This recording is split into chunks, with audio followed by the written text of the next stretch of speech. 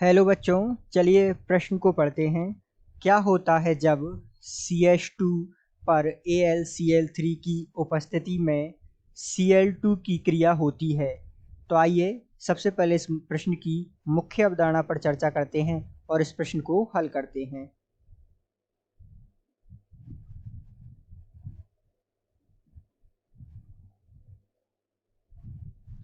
तो मुख्य अवधारणा के रूप में आपको कुछ बातें यहाँ इस प्रश्न में ध्यान रखनी होंगी। सबसे पहले तो आपको इनके बारे में जानकारी होनी आवश्यक है।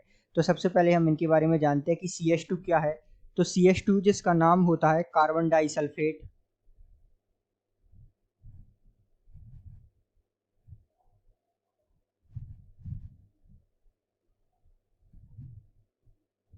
इसी प्रकार जो है दूसरा AlCl3 की जानकारी, ये क्या होता है? तो इसका नाम होता है एल्यूमिनियम ट्राइक्लोराइड।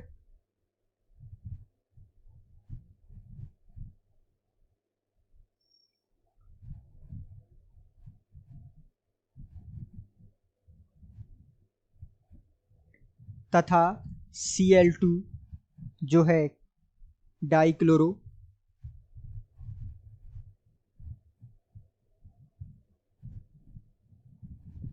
और साथ में जो है अभिक्रिया गति, ये किस प्रकार की अभिक्रिया गति है इस पर हम चर्चा करेंगे और इस अभिक्रिया गति को हम समझेंगे, अर्थात अभिक्रिया किस प्रकार संपन्न होती है इसे हम समझेंगे। तो आइए हम जो है समझते हैं इस प्रश्न की अभिक्रिया किस प्रकार संपन्न होती है और उत्पाद के रूप में हमें क्या मिलता है। तो पहले तो हम रासायनिक समीकरण लिखते हैं कि CH2 अर्थात कार्बन डाइसल्फेट की अभिक्रिया जब हम डाइक्लोराइड अर्थात Cl2 से कराते हैं और ये जो है AlCl3 की उपस्थिति यहाँ रहती है एल्यूमिनियम ट्राइक्लोराइड, तो हमें सबसे पहले मिलता है CCl4 और साथ में मिलता है हमें H2Cl2।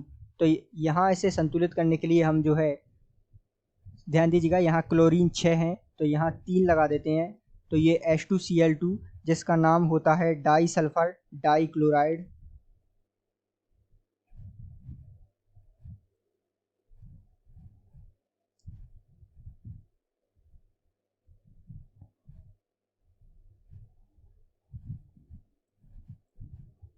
और CCl जो मुख्य उत्पाद के रूप में प्राप्त हुआ है इसका नाम है कार्बन टेट्रा क्लोराइड अर्थात कार्बन टेट्रा क्लोराइड, इसका नाम हो गया मुख्य उत्पाद के रूप में हमें प्राप्त हुआ है। तो इस प्रकार जो है ये अभिक्रिया संपन्न होती है और उत्पाद के रूप में हमें कार्बन टेट्रा क्लोराइड अर्थात CCl4 मिलता है। तो इस अभिक्रिया का संतुलित समीकरण आप प्राप्त कर सकते हैं।